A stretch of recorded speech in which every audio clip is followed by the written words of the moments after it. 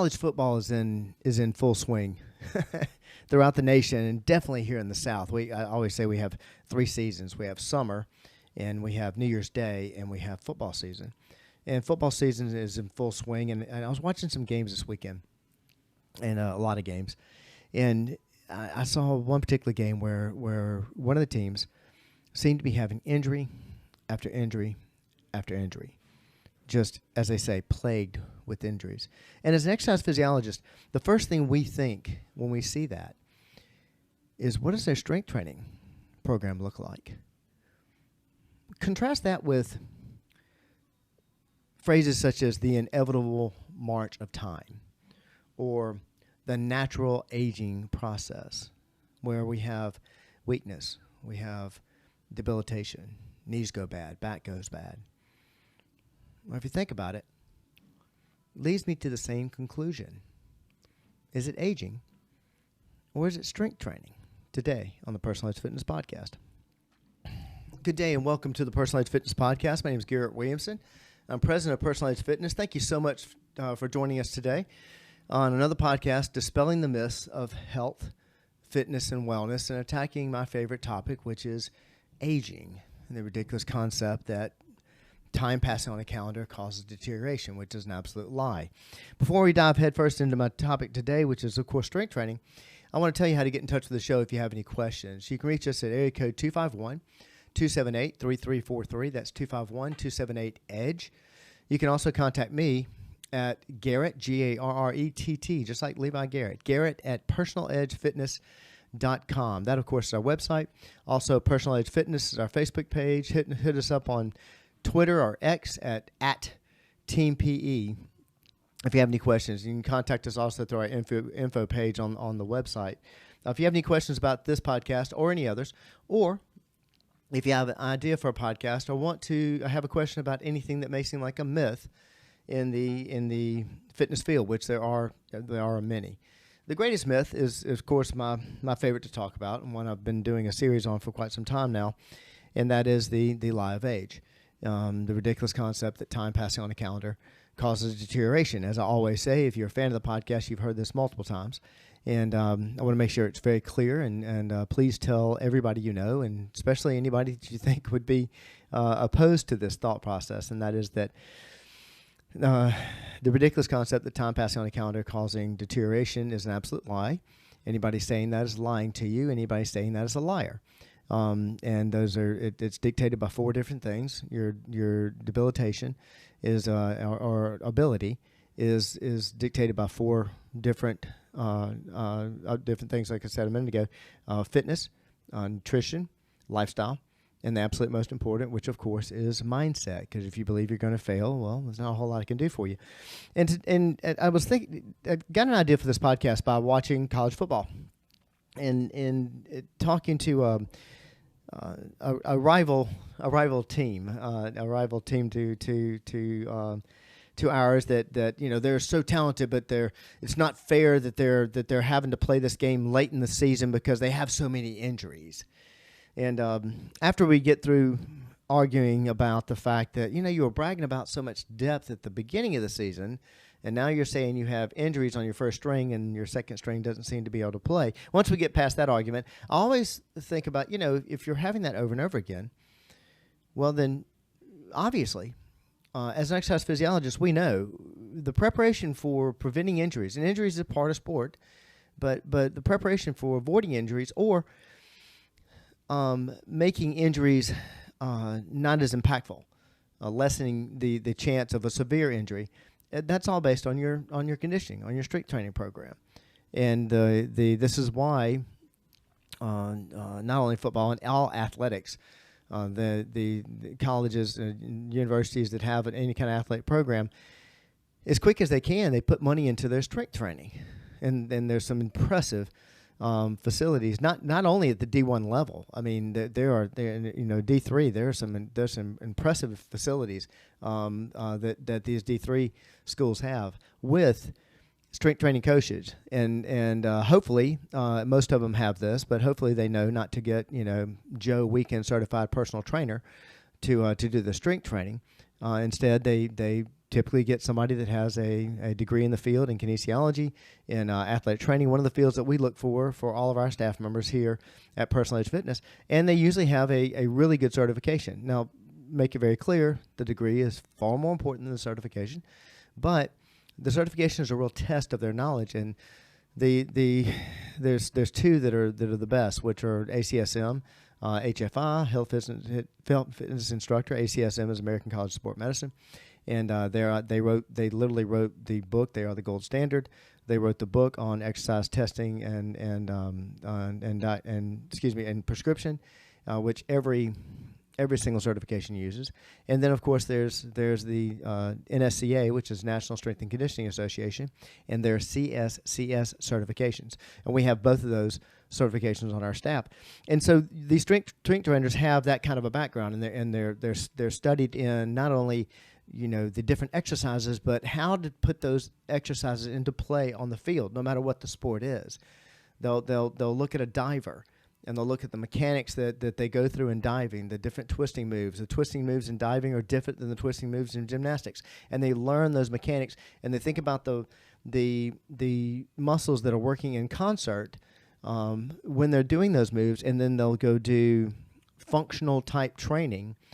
Basic strength training, but also functional type training to train those athletes so that they can do those moves over and over and over and over again. And that's in contact and non-contact sport.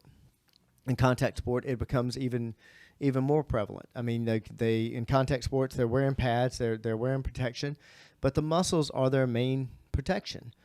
Muscles are in the body to protect your superstructure, which is your bones.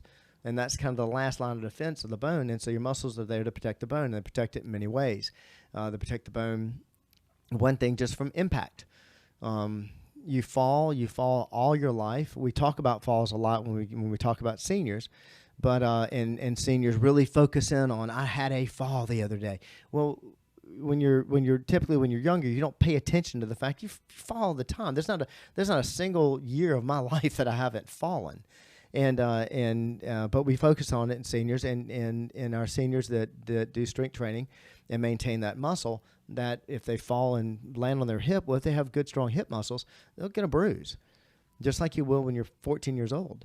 But so that's one way the muscle protects the bone. The other way is, of course, avoiding the fall. If you start to go sideways, just using the hip fractures and hip falls that affect your hip as an example. Usually those are side-to-side movements, lateral movements that cause that. And if you're off balance and you can step sideways quickly because you have a very, very developed, a very strong medial glute, then you can avoid the fall. And so the muscles protect the bones in many ways, and they're the line of defense, the natural line of defense that's in your body. And if it's in a contact sport, they're behind the pads. There's a hip pad in football, and I'm sure that other contact sports have the same thing. And so when I see a lot of injuries, that's the first thing I think about, of course, is their strength training program. But the reason I use that as a contrast is I'm talking about getting into those myths that the natural aging process. That's like, to me, that's like scraping your hands across a chalkboard when I hear that phrase, because it's basically made up. It is something that we've made up just from observation, and also this constant belief that's just beat into us, that is just bored into our brain, about the fact that as time passes, you degenerate. Just believe that. Just accept it. Never mind that there's no clinical study that proves that. Just believe it. And we get that beat into our heads. We come up with these, with all due respect, they're nonsensical phrases.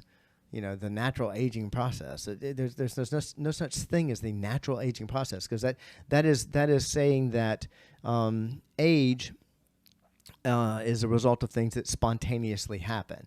And I've given the definition of age several times. I'm going to paraphrase it right now. I'm a little low on my water, so I'm not able to pull. I don't know if I can pull the exact definitions I want to use in my talk all the time.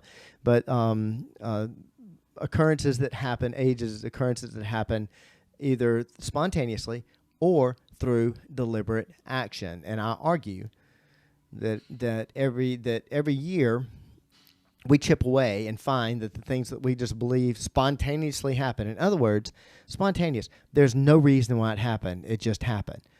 There's nothing that happens for no reason. Something caused it. There's always a cause and effect. If there's an effect, there's a cause.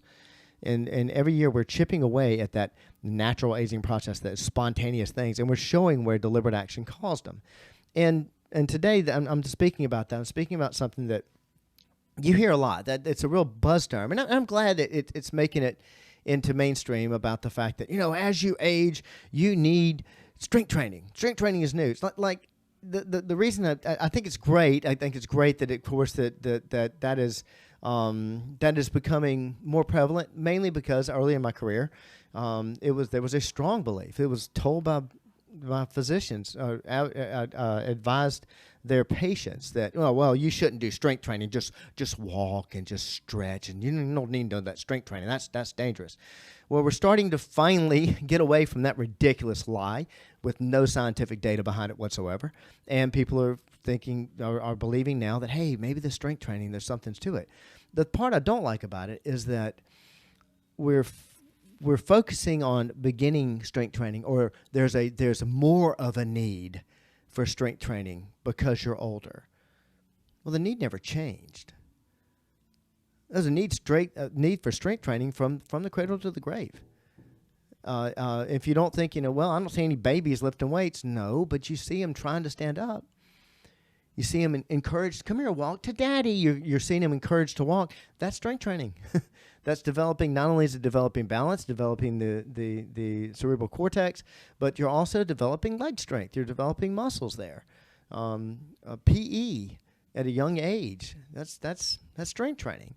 And yes, of course, they're doing calisthenics. They're going to do push-ups and jumping jacks and pull-ups and sit-ups at an early age, but just playing kickball, going out and running bases, running down the field and back, sack races.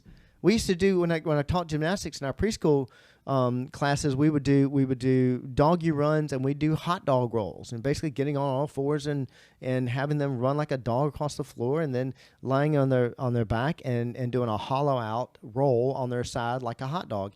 That's a form of strength training. That starts and it starts from the cradle and should go all the way to the grave. The problem is we have that period of time, and it happens to do with lifestyle change. One of the 4 concepts: fitness, nutrition, lifestyle, and then mindset. And that lifestyle change usually occurs. And this is very observational in this study, because it can occur at different times for different people. But genuinely, it occurs somewhere in that 18 to 25 range. There's a lifestyle change.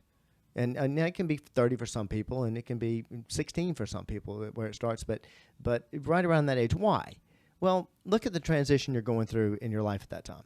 You're going through, going from grade school to high school to either the service, a job, college, whatever it is, and your activities change. And then not until you have either a midlife crisis or you start noticing lack of function, you're not able to keep it up with your kids, do you start turning around doing something about it.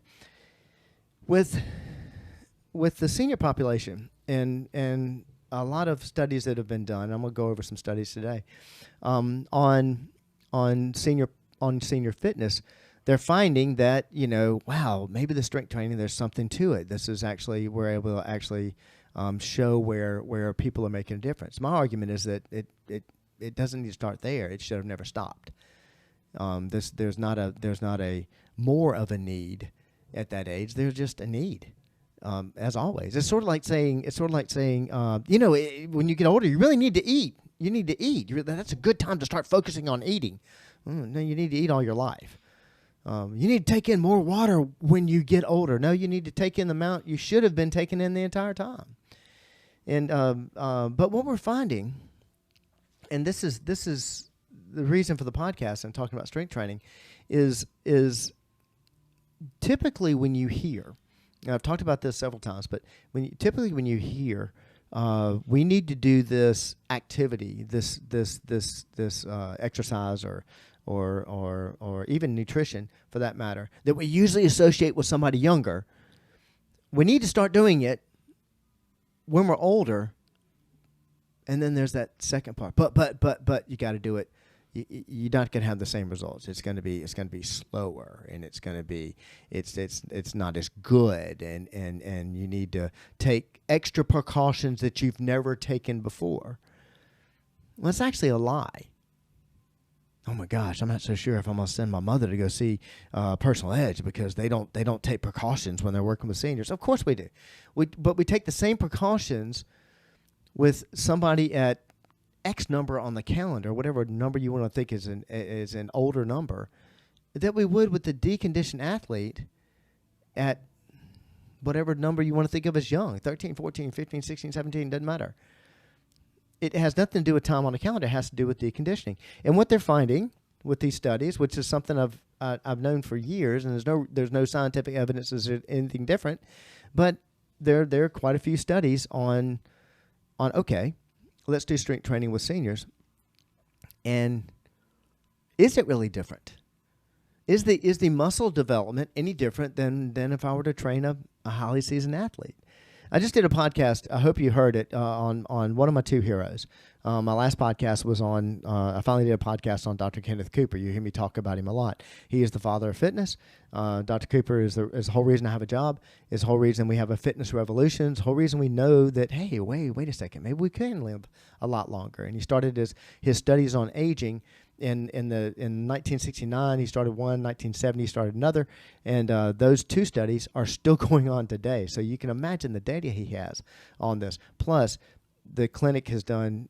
I can't keep up with how many studies they've done. So, but I've got a couple I'm going to talk about today, and the Cooper Clinic have shed a light on this. So, and a quote from Dr. Cooper: "Many of the symptoms we associate with aging, such as frailty and loss of independence, are largely due to muscle loss from inactivity and not age itself." Now, why am I telling you that? Wow, that's a big, letting a cat out of the bag there, Garrett. I hope you're thinking that. I really hope you're thinking that. But here it is. Here's you typically when we look at challenges or questions in the health field, well, we want to go to the top. We want to go to a doctor. Though no offense to the medical community whatsoever, I don't study internal medicine. They typically don't study muscle development. Dr. Cooper has. He also has a master's in public health, and he has the foremost facility on aging and research on fitness and exercise. But here he is saying it. Many of the symptoms we associate with aging, such as frailty and loss of independence, are largely due to muscle loss from inactivity, not age itself. This is and I'm quoting here. I'm drawing some information from the research on this, that there was a specific study that the researchers the Cooper Clinic did, where researchers found that participants who stopped strength training exhibited a more rapid decrease in muscle mass and bone density compared to their counterparts who continued. Now, the ages that he used here, he's done this with 70-year-olds, he's done this with 80-year-olds, he's done this with 90-year-olds, and he's getting the same exact results. Okay, you're probably not surprised by that. I hope you're not. And I think that's great if you're not. This is the other one. There's another study that was completed on aging, and I thought it was fascinating. And the reason being is that they compared the development of muscle with senior fitness to the same growth patterns, the same type of exercise, the same type of reactions to adolescent exercisers. And guess what they found? They found in the study that they were identical. They found that people that are doing strength training at a magic number on the calendar that seems to be old, the development of the muscle, the reaction to exercise, when done with the same nutrition, not, but they use special nutrition. All of them took Geritol or something. No, same nutrition, same strength training, same exercises as with adolescent exercisers. They were seeing the exact same muscle development. No change. There's no but on this. I'm not leaving something out. They didn't have to put training wheels on it. However you want to say it, doesn't matter. It's identical. Another quote is Dr. David Heber, a director of UCLA Center for Human Nutrition, mentioned in one of his papers, the human body's capacity to develop muscle is not solely a young person's privilege. Listen to what he says here. And think about this. This goes for teenagers. This goes for my 80-year-olds. With the right nutrition and consistent strength training, even seniors can achieve muscle growth rates comparable to younger individuals. That's probably the biggest point of this podcast is that it's amazing that I have to do a podcast about this. And the reason being, it's to me, it seems like, wow, let's do a podcast on when you drink water, do you swallow the same at 80 as you do when you're 14? To me, as stupid as that. But the reason we have to do these studies is because we constantly believe that deterioration occurs strictly because time passes on a calendar. Dr. Laura Daphne is an internal medicine doctor, done a lot of studies in this field, which is why she is now the chief science officer of the Cooper Clinic. She commented on one of her studies stating that those who integrate regular strength training into their routines see not only preserved muscle mass and stronger bones, but a remarkable difference in overall health markers. Now, why is that? You've probably heard that. If you exercise, everything, all your health's going to be better. Well, it's true, but why? Why is that true? Well, think about excess body fat. Now, you need some body fat, but excess body fat as a negative tissue. Now, what I mean by negative tissue is that it basically it's stored energy is what it is, and it's there because your body believes that you're overeating, and evidently you're preparing for some time where you won't have extra food. You're going in Alaska and you're going to be hiking in the wilderness and you won't have food. And that's what your body believes. It believes two things. You need insulation for warmth, or you need excess energy. And that's what fat is. But it doesn't do anything. In fact, when you get excess fat, it can slow down all of your processes because the fat doesn't end up just around the belly. And by the way, time on a calendar, I heard this the other day from somebody who I'm a big fan of, is a celebrity that's a big proponent of fitness. And he said in one of his rather inspirational quotes, I was agreeing with him and everything, and then it said, but when you get older, this just automatically happens. And Dr. Kenneth Cooper has said many times that extra fat deposits seem to occur as we get older, and we believe that to be an effect of time. And he said it's not. It's a physiological effect. But back to what I was saying, the doesn't just in this the celebrity said that and you also add fat around your belly more when you're older. No, that's where your body is always stored excess fat, or typically in women they're going to store it typically in the lower parts of their body, and that has to do with protecting and having babies and what have you. But not only do you store it there, it ends up in your bloodstream. It ends up around your organs. And it ends up slowing down all the processes. It becomes a drag on your body. Well, conversely, first thing, getting rid of that excess body fat is going to take that drag away. But conversely, if you add muscle is a positive tissue. It requires energy, believe it or not, to live. But it increases circulation. It makes your body run more efficiently. It makes activities easier. So by making activities easier, that's going to make it less. It's going to take less energy away from you. And so it's a positive muscle tissue. So what's going to happen? Not only are you going to be able to lift that weight better, get through your workout better, but all of your health functions are going to be better. If I do something to put a drag, if I add another 300 pounds into my car and make my car pull that 300 pounds around more and more, it's going to degenerate that car faster than if I didn't do that. And that's what body fat does to you, and lack of muscle does to you. And so it's going to improve your overall health markers. And this is what Dr. Laura Daphne is saying. Conversely, or on the other side, I should do this more in my podcast, but I should talk about the extremes. So many people, when I'm talking about drinking water, one of my favorite subjects, inevitably, if I talk to people long enough about it, or a large enough group, I'm going to have somebody make the comment, yeah, but you can drink too much water, can you? And I roll my eyes about that, because when we have a population of over 70% of the world does not drink enough water, I really don't think too much water is our concern. But yes, you can, and what you have to do in order to take in too much water is something that the average sane individual is not going to do. But when it comes to strength training, can you strength train? Can you exercise too much? And actually, the researcher I just quoted a minute ago, Dr. Laura Daphne, did a study on this. And I hope it's not a surprise to you that obviously you can. I mean, you can do too much of anything. We see this a lot in runners.